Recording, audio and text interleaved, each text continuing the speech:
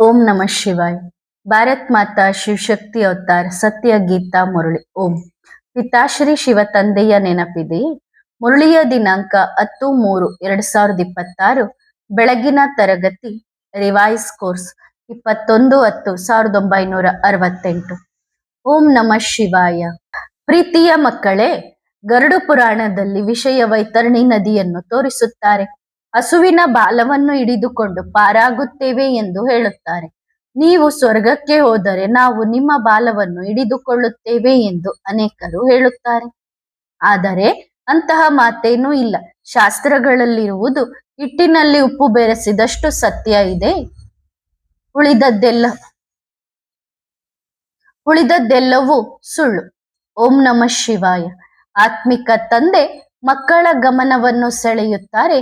ಇದು ಆತ್ಮಿಕ ಪಾಠಶಾಲೆಯಾಗಿದೆ. ಆ ಶಾಲೆಗಳು ಮನುಷ್ಯರದ್ದಾಗಿರುತ್ತವೆ. ಅದರಲ್ಲಿ ಮನುಷ್ಯರು ಮನುಷ್ಯರನ್ನು ನೋಡುತ್ತಾರೆ. ಯಾರು ವಕೀಲರಾಗಿದ್ದಾರೆ, ಡಾಕ್ಟರ್ ಆಗಿದ್ದಾರೆ, ನಾವು ವಕೀಲ ಶಿಕ್ಷಣವನ್ನು ಓದುತ್ತೇವೆ ಎಂದು ಹೇಳುತ್ತಾರೆ. ಮನುಷ್ಯನ ಯೋಗ ಮನುಷ್ಯನೊಂದಿಗೆ ಇರುತ್ತದೆ. ನಾವಿಲ್ಲಿ ಆತ್ಮಗಳಾಗಿ ಕುಳಿತಿದ್ದೇವೆ ಎಂದು ನೀವಿಲ್ಲಿ ತಿಳಿದುಕೊಳ್ಳುತ್ತೀರಿ. ಆತ್ಮವು ಪರಮಪಿತ ಪರಮಾತ್ಮ ತಂದೆಯೊಂದಿಗೆ ಯೋಗವನ್ನು ಜೋಡಿಸಬೇಕಾಗಿದೆ. ಅರ್ಥಾತ್ ತಂದೆಯನ್ನು ನೆನಪು ಮಾಡಬೇಕಿದೆ. ಇದರಲ್ಲಿಯೇ ಪರಿಶ್ರಮವಿದೆ. ಎದುರಿಗೆ ಬ್ರಹ್ಮ ಕುಳಿತಿದ್ದಾರೆ, ಆದರೆ ನೆನಪು ಮಾಡಬೇಕಾಗಿರುವುದು ಶಿವಬಾಬಾರವರನ್ನು. ಶಿವಬಾಬಾ ಸ್ವಯಂ ಹೇಳುತ್ತಾರೆ, ನಾನು ಪ್ರಕೃತಿಯ ಆಧಾರವನ್ನು ತೆಗೆದುಕೊಳ್ಳಬೇಕಾಗುತ್ತದೆ. ಪಾತ್ರವನ್ನು ಅಭಿನಯಿಸಲು ನೀವು ಸಹ ಆಧಾರವನ್ನು ತೆಗೆದುಕೊಳ್ಳುತ್ತೀರಲ್ಲವೇ? ಹಾಗಾಗಿ ಇದು ಪಾಠಶಾಲೆಯಾಗಿದೆ. ಇಲ್ಲಿ ಯಾರು ಓದಿಸುತ್ತಾರೆ? ಬೇಹದ್ದಿನ ತಂದೆ.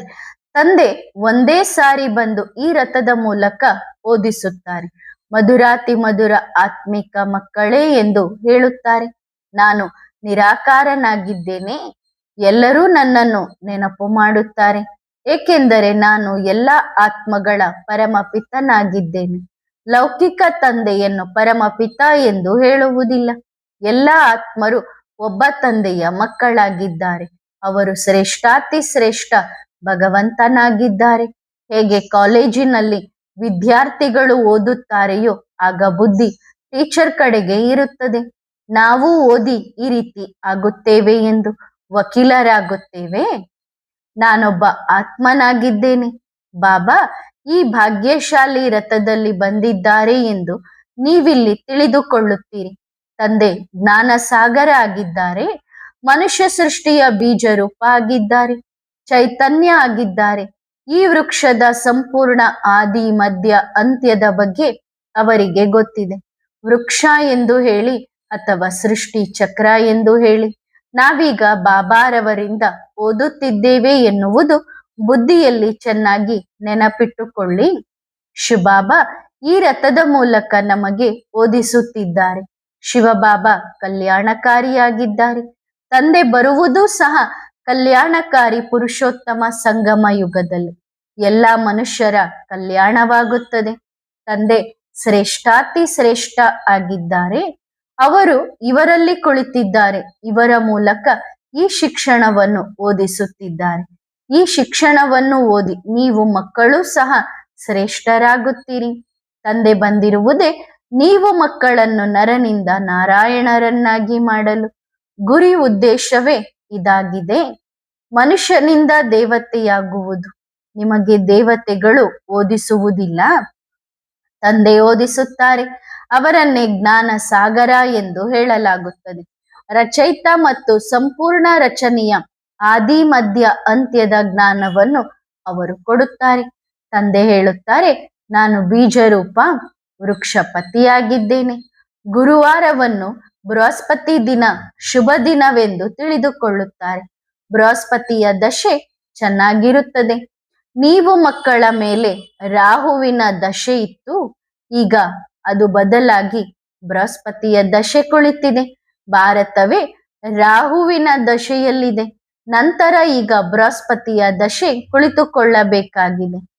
ಏನಾದರೂ ಅರ್ಥವಾಗದಿದ್ದರೆ ಈ ಮಾತನ್ನು ಬಾಬಾರವರಲ್ಲಿ ಕೇಳುತ್ತೇವೆ ಎಂದು ಬರೆದಿಟ್ಟುಕೊಳ್ಳಿ.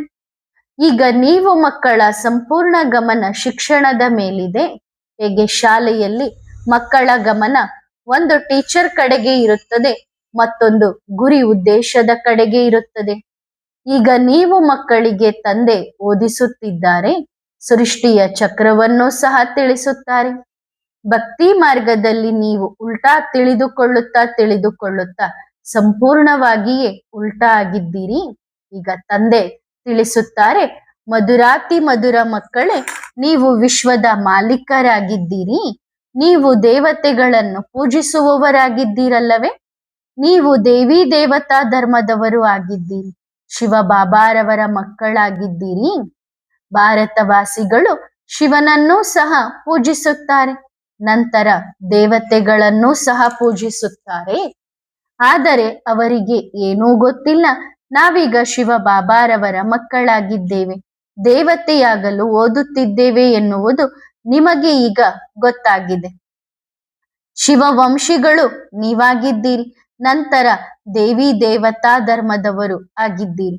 ಈಗ ದೇವಿ ದೇವತೆಗಳನ್ನು ನೀವು ಪೂಜಿಸುತ್ತೀರಿ, ನಂತರ ನೀವೇ ದೇವಿ ದೇವತೆಗಳಾಗುತ್ತೀರಿ.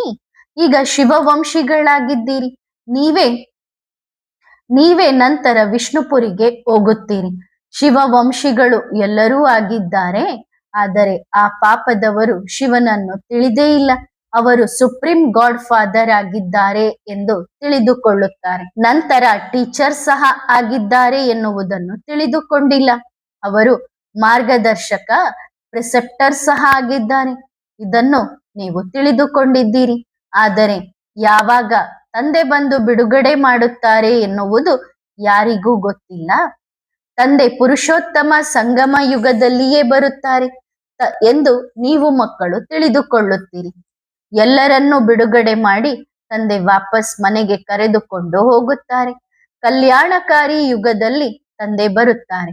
ಯಾವಾಗ ಎಲ್ಲರ ಕಲ್ಯಾಣವಾಗುತ್ತದೆಯೋ, ಹೇಗೆ ತಂದೆ ಕಲ್ಯಾಣಕಾರಿಯಾಗಿದ್ದಾರೆಯೋ ಹಾಗೆ ನೀವು ಮಕ್ಕಳೂ ಸಹ ಕಲ್ಯಾಣಕಾರಿಯಾಗಿದ್ದೀರಿ. ಆ ಸಮಯದಲ್ಲಿ ನೀವೆಲ್ಲರೂ ಕಲ್ಯಾಣ ಮಾಡುತ್ತೀರಿ. ನೀವು ಈಶ್ವರಿಯ ಮಿಷನ್ ಆಗಿದ್ದೀರಿ, ಶ್ರೀಮತದಂತೆ ನಡೆಯುತ್ತಿದ್ದೀರಿ. ತಂದೆ ಹೇಳುತ್ತಾರೆ, ಮನ್ಮನಾಭವ, ನನ್ನನ್ನು ನೆನಪು ಮಾಡಿ ಮತ್ತು ಸೃಷ್ಟಿ ಚಕ್ರವನ್ನು ನೆನಪು ಮಾಡಿ, ರಾಜಧಾನಿಯನ್ನು ನೆನಪು ಮಾಡಿ. ನೀವು ಮಕ್ಕಳು ಸಹ ನಂತರ ಇದೇ ಸಂದೇಶವನ್ನು ಎಲ್ಲರಿಗೂ ಕೊಡಬೇಕಾಗಿದೆ. ಬಾಬಾ ಎಲ್ಲರಿಗೂ ಹೇಗೆ ಕೊಡುತ್ತೇವೆ ಎಂದು ಹೇಳುತ್ತಾರೆ, ಮುಖದಿಂದ ಕೊಡಲು ಸಾಧ್ಯವಿಲ್ಲ. ಇಲ್ಲ ಮಕ್ಕಳೇ, ಪತ್ರಿಕೆಗಳ ಮೂಲಕ ಎಲ್ಲರಿಗೂ ಸಂದೇಶವನ್ನು ತಲುಪಿಸಬಹುದು. ಅಂದ್ರೆ ನೀವೇ ಹೋಗೋಗಿ ಎಲ್ಲರಿಗೂ ಹೇಳ್ತೀವಿ ಅಂತಂದ್ರೆ ಅದಾಗದಿಲ್ಲ. ಪತ್ರಿಕೆಗಳ ಮೂಲಕ ಸಂದೇಶ ಹೇಳ್ರಿ. ಪತ್ರಿಕೆಗಳ ಮೂಲಕವೇ ಇಷ್ಟೊಂದು ಗದ್ದಲವಾಗಿದೆಯಲ್ಲವೇ? ಇವರು ಜಾದೂ ಮಾಡುತ್ತಾರೆ, ಇವರು ಅಣ್ಣ ತಂಗಿಯರನ್ನಾಗಿ ಮಾಡುತ್ತಾರೆ ಎಂದು ಈಗ ಒಬ್ಬೊಬ್ಬರಿಗೆ ಕುಳಿತು ಹೇಗೆ ತಿಳಿಸುವುದು? ಅದಕ್ಕೂ ತುಂಬಾ ಸಮಯ ಹಿಡಿಯುತ್ತದೆ. ಅದು ಇರುವೆ ಮಾರ್ಗವಾಗುತ್ತದೆ. ನೀವೀಗ ವಿಹಂಗ ಮಾರ್ಗದ ಸೇವೆಯನ್ನು ಮಾಡಬೇಕಾಗಿದೆ. ನಿಮ್ಮ ಈ ಚಿತ್ರಗಳು ಸಹ ದೊಡ್ಡ ದೊಡ್ಡ ಪತ್ರಿಕೆಗಳಲ್ಲಿ ಬರುವುದರಿಂದ ಅನೇಕರಿಗೆ ಗೊತ್ತಾಗುತ್ತದೆ, ಮುಕ್ತಿ ಜೀವನ್ ಮುಕ್ತಿ ಪರಮಾತ್ಮನ ಜನ್ಮಸಿದ್ಧ ಅಧಿಕಾರ ಎಂದು. ಇದನ್ನು ಯಾರಿಗಾದರೂ ತಿಳಿಸುವುದು ತುಂಬಾ ಸಹಜವಾಗಿದೆಯಲ್ಲವೇ? ತಂದೆ ತಂದೆ ಎಂದು ಎಲ್ಲರೂ ಹೇಳುತ್ತಲೇ ಇರುತ್ತಾರೆ, ಆದರೆ ಏನನ್ನೂ ತಿಳಿದುಕೊಂಡಿಲ್ಲ. ತಂದೆಯನ್ನು ನೆನಪು ಮಾಡುತ್ತಾರೆ, ಅವಶ್ಯವಾಗಿ ತಂದೆ ಬರಬೇಕಾಗುತ್ತದೆ. ಭಕ್ತಿ ಮಾರ್ಗದಲ್ಲಿ ಎಲ್ಲರೂ ರಾವಣನ ಜೈಲಿನಲ್ಲಿ ಅರ್ಥಾತ್ ಪರಕೀಯರ ರಾಜ್ಯದಲ್ಲಿದ್ದಾರೆ ಎಂದು ತಂದೆಗೆ ಗೊತ್ತಿದೆ. ನನ್ನನ್ನೂ ಸಹ ಪರಕೀಯರ ರಾಜ್ಯದಲ್ಲಿ ಕರೆಯುತ್ತಾರೆ. ಓ ದೂರ ದೇಶದ ನಿವಾಸಿಯೇ, ಬನ್ನಿರಿ, ಈ ಪರ ರಾಜ್ಯಕ್ಕೆ ಪರರ ದೇಶಕ್ಕೆ ಬನ್ನಿರಿ ಎಂದು ಕರೆಯುತ್ತೀರಿ. ಇದು ರಾವಣನ ಪರದೇಶವಾಗಿದೆಯಲ್ಲವೇ? ಇವು ಜ್ಞಾನದ ಮಾತುಗಳಾಗಿವೆ. ತಂದೆ ಗಾಂಧೀಜಿಯವರೂ ಸಹ ಗಾಯನ ಮಾಡುತ್ತಿದ್ದರು, ಹೇ ಪತಿತ ಪಾವನ ನೀನು ಬಾ ಎಂದು. ಪತಿತ ಯಾರು, ಪಾವನ ಯಾರು ಎಂದು ಅವರಿಗೆ ಗೊತ್ತಿರಲಿಲ್ಲ. ಪತಿತರನ್ನು ಪಾವನರನ್ನಾಗಿ ಮಾಡುವವರು ಯಾರು? ಕೈಯಲ್ಲಿ ಗೀತೆಯನ್ನು ಹಿಡಿಯುತ್ತಿದ್ದರು ಮತ್ತು ಹೇಳುತ್ತಿದ್ದರು, ಹೇ ಪತಿತ ಪಾವನ ಸೀತಾರಾಮ್. ಎಲ್ಲಾ ಸೀತೆಯರು ವಧುಗಳಿಗೆ ತಂದೆ ಬಂದು ಪಾವನರನ್ನಾಗಿ ಮಾಡಿರಿ. ನಂತರ ಕೊನೆಯಲ್ಲಿ ಹೇಳುತ್ತಿದ್ದರು, ರಘುಪತಿ ರಾಘವ ರಾಜಾರಾಮ್ ಪತಿತ ಪಾವನ ಸೀತಾರಾಮ್. ರಘುಪತಿ ರಾಘವ ರಾಜಾರಾಮ್ ಇವರು ತ್ರೇತಾಯುಗದವರಾಗಿದ್ದಾರಲ್ಲವೇ? ಶ್ರೀಕೃಷ್ಣನಿಗಾಗಿ ಹೇಳುತ್ತಾರೆ, ಅವನು ಸತ್ಯಯುಗದ ಮಾಲೀಕನಾಗಿದ್ದಾನೆ. ರಾಮ ತ್ರೇತಾಯುಗದವನಾಗುತ್ತಾನೆ. 2 ಕಲೆಗಳು ಕಡಿಮೆಯಾಗುತ್ತವೆ. ಹಾಗಾಗಿ ಅವರ ಹೆಸರನ್ನು ಸ್ವಲ್ಪ ತೆಗೆದುಕೊಳ್ಳುತ್ತಾರೆ. ಅವರು 2nd ಗ್ರೇಡ್ನಲ್ಲಿದ್ದಾರೆ. ನೀವೀಗ ಯುದ್ಧದ ಮೈದಾನದಲ್ಲಿದ್ದೀರಿ ಎಂದು ತಂದೆ ನೀವು ಮಕ್ಕಳಿಗೆ ತಿಳಿಸುತ್ತಾರೆ. ಯಾರು ಮಾಯೆಯಿಂದ ಸೋಲುತ್ತಾರೋ ಅವರನ್ನು ಕ್ಷತ್ರಿಯ ಎಂದು ಹೇಳಲಾಗುತ್ತದೆ. ನೀವು ಆತ್ಮಿಕ ಕ್ಷತ್ರಿಯರಾಗಿದ್ದೀರಿ, ಗುಪ್ತ ಸೈನಿಕರಾಗಿದ್ದೀರಿ, ಅಂಡರ್ ಗ್ರೌಂಡ್ ಸೈನಿಕರಾಗಿದ್ದೀರಿ. ನೀವು ತಂದೆಯಿಂದ ಹೇಗೆ ರಾಜ್ಯವನ್ನು ತೆಗೆದುಕೊಳ್ಳುತ್ತೀರಿ ಎಂದು ಯಾರಿಗೂ ಗೊತ್ತಿಲ್ಲ. ನೀವೇ ಗುಪ್ತ ಸೈನಿಕರು ಆಗಿದ್ದೀರಿ ಮತ್ತು ನಂತರ ಬಹಳ ಪ್ರಸಿದ್ಧನೂ ಆಗುತ್ತೀರಿ. ನಿಮ್ಮನ್ನು ತುಂಬಾ ಪೂಜಿಸಲಾಗುತ್ತದೆ. ದೇವಿಯರನ್ನು ನೋಡಿ ಎಷ್ಟೊಂದು ಪೂಜೆ ಆಗುತ್ತದೆ. ನೀವೀಗ ಸಂಗಮ ಯುಗದಲ್ಲಿದ್ದೀರಿ. ಹಾಗಾಗಿ ಈ ಜ್ಞಾನವನ್ನು ಧಾರಣೆ ಮಾಡಿಕೊಳ್ಳಬೇಕು. ಹೊಸ ಪ್ರಪಂಚಕ್ಕಾಗಿ ಪುರುಷಾರ್ಥ ಮಾಡಬೇಕಿದೆ. ಇದು ಹಳೆಯ ಪ್ರಪಂಚವಾಗಿದೆ. ಇಲ್ಲಿ ಅಂತೂ ಅಪಾರ ದುಃಖವಿದೆ. ಅಪಾರ ದುಃಖಗಳ ಲಿಸ್ಟ್ ಮಾಡಿ ಎಂದು ಬಾಬಾ ಹೇಳಿದ್ದರು. ಲಿಸ್ಟ್ ತೆಗೆಯಲಾಗಿತ್ತು, ಆದರೆ ಇನ್ನು ಪ್ರಿಂಟ್ ಮಾಡಿಲ್ಲ. ಇದಕ್ಕೆ ದುಃಖಧಾಮ ಎಂದು ಹೇಳಲಾಗುತ್ತದೆ. ಇಲ್ಲಿ ಅಪಾರ ದುಃಖವಿದೆ. ಹೊಸ ಪ್ರಪಂಚದಲ್ಲಿ ಅಪಾರ ಸುಖವಿದೆ. ಅದಕ್ಕೆ ಹೆವೆನ್, ಸ್ವರ್ಗ ಎಂದು ಹೇಳಲಾಗುತ್ತದೆ. ಇದು ನರಕ. ಗೋಲ್ಡನ್ ಏಜ್ ನಿಂದ ನಾವು ಐರನ್ ಏಜ್ಗೆ ಹೇಗೆ ಹೋಗುತ್ತೇವೆ ಎಂದು ನಿಮಗೀಗ ಗೊತ್ತಾಗಿದೆ. ಎಲ್ಲ ಆತ್ಮರು ಮೇಲಿನಿಂದ ಇಲ್ಲಿಗೆ ಪಾತ್ರವನ್ನು ಅಭಿನಯಿಸಲು ಬರುತ್ತಾರೆ. ನೀವಾತ್ಮರು ಆತ್ಮಿಕ ಸಹೋದರರಾಗಿದ್ದೀರಿ ಎಂದು ಬಾಬಾ ತಿಳಿಸಿದ್ದಾರೆ. ಅವರು ಶಾರೀರಿಕ ಸಹೋದರರಾಗಿದ್ದಾರೆ. ಸಹೋದರ ಶರೀರದೊಂದಿಗೆ ಪಾತ್ರ ಅಭಿನಯಿಸುತ್ತಾನೆ ಅಂದ್ರೆ ಆತ್ಮವೇ ಈ ಶರೀರದೊಂದಿಗೆ ಪಾತ್ರವನ್ನ ಅಭಿನಯಿಸುತ್ತದೆ. ಹಾಗಾಗಿ ನೀವು ಮಕ್ಕಳಿಗೆ ಆತ್ಮಿಕ ತಂದೆ ತಿಳಿಸುತ್ತಾರೆ, ಈ ದೇಹದಾರಿಯೂ ಸಹ ನಿಮ್ಮ ಸಹೋದರನಾಗಿದ್ದಾನೆ. ಶ್ರೇಷ್ಠಾತಿ ಶ್ರೇಷ್ಠ ಒಬ್ಬ ಭಗವಂತನೇ ಆಗಿದ್ದಾರೆ. ನಂತರ ಸೂಕ್ಷ್ಮವತನದಲ್ಲಿ ಬ್ರಹ್ಮ, ವಿಷ್ಣು, ಶಂಕರರಿದ್ದಾರೆ. ಇವರು ಸಾಕ್ಷಾತ್ಕಾರಕ್ಕಾಗಿ ಇದ್ದಾರೆ ಎಂದು ತಂದೆ ತಿಳಿಸಿದ್ದಾರೆ. ಶಂಕರರಂತೂ ಇಲ್ಲ, ಬ್ರಹ್ಮ ಅವ್ಯಕ್ತರಾಗಿದ್ದಾರೆ ಎಂದು ತಿಳಿಸಲಾಗಿದೆ. ಯಾರ ಸಾಕ್ಷಾತ್ಕಾರವನ್ನು ಮಕ್ಕಳು ಮಾಡುತ್ತಾರೋ ನೀವೂ ಸಹ ಅಂತಹ ಪರಿಸ್ಥಗಳಾಗುತ್ತೀರಿ. ಇಲ್ಲಿ ಮೂಳೆ ಮಾಂಸ ಇರುವುದಿಲ್ಲ. ಇದು ಮೂಳೆ ಮಾಂಸದ್ದಾಗಿದೆಯಲ್ಲವೇ? ಅಂದ್ರೆ ಈ ಸಾಕಾರ ಶರೀರ ಮೂಳೆ ಮಾಂಸದ್ದಾಗಿದೆ. ವತನದಲ್ಲಿ ಸೂಕ್ಷ್ಮ ಶರೀರ ಏನಿದೆ ಅದು ಮೂಳೆ ಮಾಂಸದ ಶರೀರ ಅಲ್ಲ. ಇವರನ್ನೂ ಸಹ ಮರೆತು ಬಿಡಬೇಕು. ತಮ್ಮನ್ನು ಆತ್ಮ ಎಂದು ತಿಳಿದು ತಂದೆಯನ್ನು ಮತ್ತು ಮನೆಯನ್ನು ನೆನಪು ಮಾಡಬೇಕು. ನೀವೇ ದೇವತೆಯಾಗಿ ಎಂದು ಪಾಠಶಾಲೆಯಲ್ಲಿ ನಿಮಗೆ ಓದಿಸಲಾಗುತ್ತದೆ. ಅನೇಕ ಬಾರಿ ನೀವಾಗಿದ್ದೀರಿ, ಮತ್ತೆ ಆಗಬೇಕಿದೆ. ಇದು ಬಹಳ ಅದ್ಭುತವಾಗಿದೆ. ಪ್ರಪಂಚವು ಈ ಮಾತುಗಳನ್ನು ಏನೂ ತಿಳಿದುಕೊಂಡಿಲ್ಲ. ಅವರಿಗೆ ತುಚ್ಛ ಬುದ್ಧಿಯವರೆಂದು ಹೇಳಲಾಗುತ್ತದೆ. ಸತ್ಯಯುಗಕ್ಕೆ ತುಚ್ಛ ಬುದ್ಧಿಯವರು ಹೋಗಲು ಸಾಧ್ಯವಿಲ್ಲ. ಸಂಪೂರ್ಣ ಚೀಚಿ ಬುದ್ಧಿಯವರಾಗಿದ್ದಾರೆ. ನೀವು ಸತ್ಯಯುಗಕ್ಕೆ ಹೋಗಲು ಯೋಗ್ಯ ಇಲ್ಲ ಎಂದು ತಂದೆ ಹೇಳುತ್ತಾರೆ. ಬಹಳ ಚೀಚಿ ಪತಿತರಾಗಿದ್ದೀರಿ. ಇದು ವಿಕಾರಿ ಪ್ರಪಂಚ ಆಗಿದೆ. ನಿರ್ವಿಕಾರಿ ಪ್ರಪಂಚ ಆಗಿತ್ತು, ಈಗ ವಿಕಾರಿ ಪ್ರಪಂಚ ಆಗಿದೆ. 5 ವಿಕಾರಗಳು ಎಲ್ಲರಲ್ಲೂ ಇವೆ. ಅಲ್ಲಿ 5 ವಿಕಾರಗಳು ಇರುವುದೇ ಇಲ್ಲ. ನೀವು ಅವಶ್ಯವಾಗಿ ನಿರ್ವಿಕಾರಿಯಾಗಬೇಕು ಎಂದು ಈಗ ತಂದೆ ತಿಳಿಸುತ್ತಾರೆ. ಈಗ ಎಲ್ಲರೂ ಅವಶ್ಯವಾಗಿ ವಾಪಸ್ ಹೋಗಬೇಕಿದೆ. ಈಗ ಇದು ವಿನಾಶದ ಸಮಯವಾಗಿದೆ. ಲೆಕ್ಕಾಚಾರವನ್ನು ಚುಕ್ತ ಮಾಡಿ. ಆಗ ಎಲ್ಲರೂ ಸತೋಪ್ರಧಾನರಾಗಲೇಬೇಕು. ಆತ್ಮವೇ ಸತೋಪ್ರಧಾನ ಆಗಿದೆ. ಆತ್ಮ ಅವಿನಾಶಿಯಾಗಿದೆ ಎನ್ನುವುದನ್ನು ಸಹ ನೀವು ತಿಳಿದುಕೊಂಡಿದ್ದೀರಿ. ಅದರಲ್ಲಿ ಪಾತ್ರವೂ ಸಹ ಅವಿನಾಶಿಯಾಗಿ ತುಂಬಿದೆ. ಜನ್ಮ ಜನ್ಮಾಂತರ ಯಾವ ಪಾತ್ರವನ್ನು ಅಭಿನಯಿಸುತ್ತೀರೋ ಅದು ಅವಿನಾಶಿಯಾಗಿದೆ. ನಂತರ ಕಲ್ಪದ ನಂತರವೂ ಅದೇ ಪಾತ್ರವನ್ನು ಅಭಿನಯಿಸುತ್ತೀರಿ. ಅದೇ ಶರೀರವನ್ನು ಧಾರಣೆ ಮಾಡಿಕೊಳ್ಳುತ್ತೀರಿ. 84 ಜನ್ಮ, 84 ಶರೀರ, 84 ಹೆಸರುಗಳನ್ನು ಏನು ತೆಗೆದುಕೊಂಡಿದ್ದೀರೋ ಅದೇ ಮತ್ತೆ ಪುನರಾವರ್ತನೆ ಆಗುತ್ತದೆ. ಈ ನಾಟಕವು ಅನಾದಿಯಾಗಿ ಪುನರಾವರ್ತನೆ ಆಗುತ್ತಲೇ ಇರುತ್ತದೆ. ಇದನ್ನು ಸಹ ನೀವು ಮಕ್ಕಳು ತಿಳಿದುಕೊಂಡಿದ್ದೀರಿ.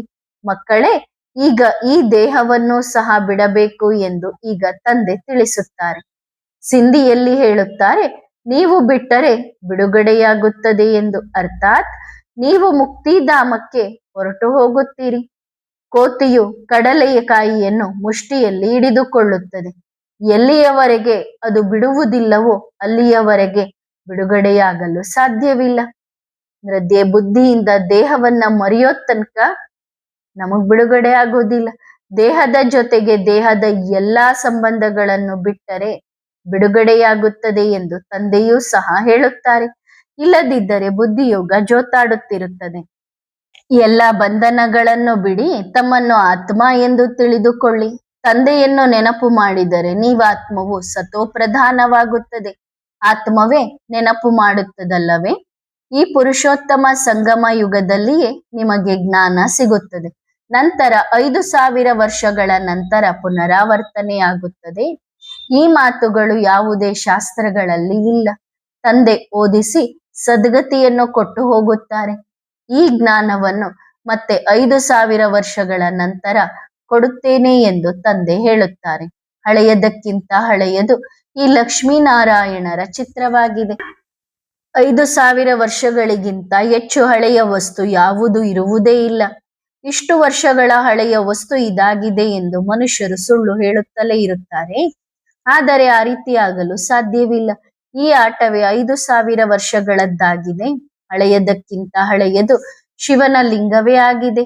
ಆದರೆ ಅದರ ಬೆಲೆ ಇಲ್ಲ, ಏಕೆಂದರೆ ಶಿವ ಬಾಬಾರವರನ್ನು ಕಲ್ಲು ಮಣ್ಣುಗಳಲ್ಲಿ ಹಾಕಿದ್ದಾರೆ. ದೇವತೆಗಳ ಚಿತ್ರಗಳ ಬೆಲೆಯೂ ನೋಡಿ ಎಷ್ಟಿದೆ. ದಿಲ್ವಾಡ ಮಂದಿರದ ಒಂದೊಂದು ಮೂರ್ತಿಗೆ 50,000 20,000 ಬೆಲೆಯನ್ನು ಅಮೆರಿಕನ್ ಜನರು ಕೊಡುತ್ತಾರೆ. ಅನೇಕರ ಬಳಿ ಹಳೆಯ ಸಾಮಾನುಗಳಿರುತ್ತವೆ. ಆದರೆ 5,000 ವರ್ಷಗಳಿಗಿಂತ ಹಳೆಯ ವಸ್ತು ಯಾವುದೂ ಇರಲು ಸಾಧ್ಯವಿಲ್ಲ. ಯಾರು ಏನು ಹೇಳಿದರೋ ಅದನ್ನು ಒಪ್ಪಿಕೊಳ್ಳುತ್ತಾರೆ. ಬುದ್ಧನಿಗೆ 2,200 ವರ್ಷಗಳಾಗಿವೆ ಎಂದ ಮೇಲೆ ಇಷ್ಟು ಹಳೆಯ ವಸ್ತು ಬುದ್ಧನದ್ದು ಹೇಗಿರಲು ಸಾಧ್ಯ? ನೀವು ಮಧುರಾತಿ ಮಧುರ ಸಿಕ್ಕಿಲ್ಲದೆ ಮಕ್ಕಳಾಗಿದ್ದೀರಿ. 5,000 ವರ್ಷಗಳ ನಂತರ ಬಂದು ತಂದೆಯನ್ನು ಭೇಟಿಯಾಗುತ್ತೀರಿ. ಪ್ರೇಮದ ಕಣ್ಣೀರು ಸಹ ಬರುತ್ತದೆ. ಅವರಿಗೆ ಎಂದಿಗೂ ಕಣ್ಣೀರು ಬರುವುದಿಲ್ಲ. ಇವರು ಬಹಳ ಬಹಳ ಕಡಿಮೆ ಅಳುತ್ತಾರೆ. ನೀವು ಅಪಾರವಾಗಿ ಅಳುವವರಾಗಿದ್ದೀರಿ. ಸ್ತ್ರೀ ಎಷ್ಟು ಅಳುತ್ತಾಳೋ ಅಷ್ಟು ಬೇರೆ ಯಾರು ಅಳುವುದಿಲ್ಲ. ಯಾರಾದರೂ ಹತ್ತಿರ ಹೋದರೆ ಅವಶ್ಯವಾಗಿ ಅಳು ಬರುತ್ತದೆ. ಅರ್ಧ ಕಲ್ಪದವರೆಗೆ ನೀವು ಎಂದಿಗೂ ಅಳಬಾರದು ಎಂದು ಈಗ ತಂದೆ ಮಕ್ಕಳಿಗೆ ತಿಳಿಸುತ್ತಾರೆ. ಪುರುಷಾರ್ಥವನ್ನು ಸಂಪೂರ್ಣ ರೀತಿಯಲ್ಲಿ ಮಾಡಬೇಕು. ವಿಶ್ವದ ಮಾಲೀಕರಾಗುತ್ತೀರಿ ಎಂದ ಮೇಲೆ ಹೇಗೆ ಅಳುತ್ತೀರಿ? ನಿಮಗೆ ಓದಿಸುವವರು ತಂದೆಯಾಗಿದ್ದಾರೆ. ಶ್ರೇಷ್ಠಾತಿ ಶ್ರೇಷ್ಠ ತಂದೆಯ ಮಕ್ಕಳು ಹೇಗೆ ಅಳುತ್ತಾರೆ? ಅಳುವುದರಿಂದ ದೇಹಾಭಿಮಾನ ಬರುತ್ತದೆ. ಈಗಿನ್ನು ನಿಮಗೆ ಸಂಪೂರ್ಣ ಖುಷಿ ಇರುವುದಿಲ್ಲ. ಅತೀಂದ್ರಿಯ ಸುಖವನ್ನು ಗೋಪಗೋಪಿಕೆಯರಲ್ಲಿ ಕೇಳಿ ಎಂಬ ಗಾಯನವಿದೆಯಲ್ಲವೇ? ಅದು ಯಾವಾಗ? ಆ ನಿಮ್ಮ ಸ್ಥಿತಿ ಕೊನೆಯಲ್ಲಿ ಆಗಬೇಕಿದೆ ಎಂದು ತಂದೆ ಹೇಳುತ್ತಾರೆ.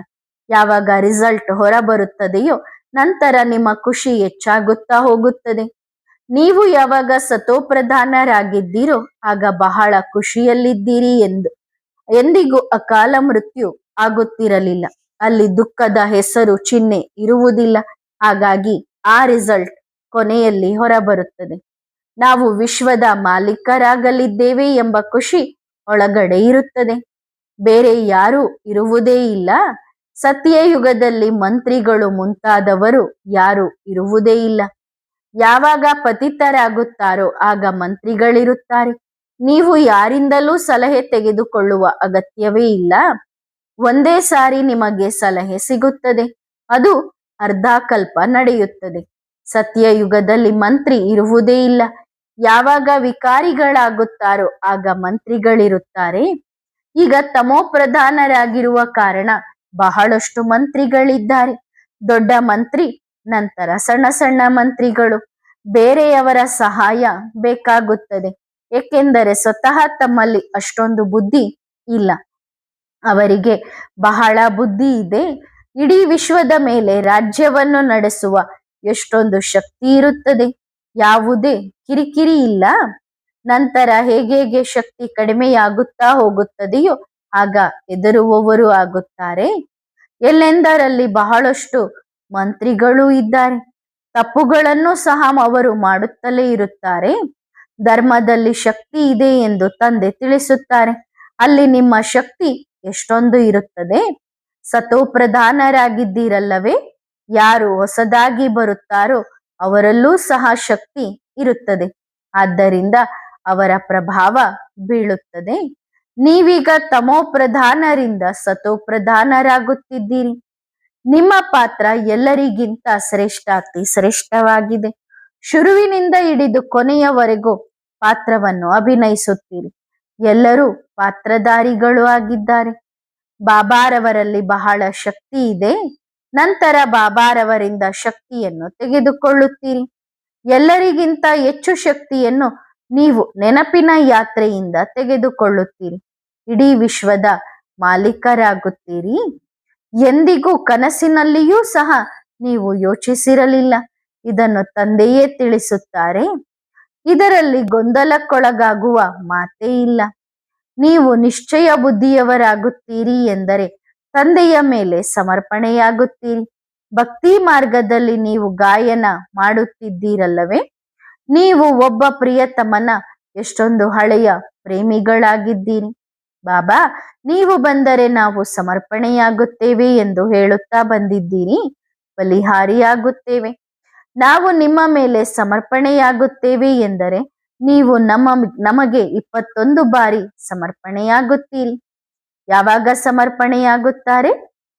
ಯಾವಾಗ ವಿನಾಶವಾಗುತ್ತದೆಯೋ ಆಗ ಬಾಬಾ 21 ಜನ್ಮಗಳ ಭಾಗ್ಯವನ್ನ ಕೊಡ್ತಾರೆ.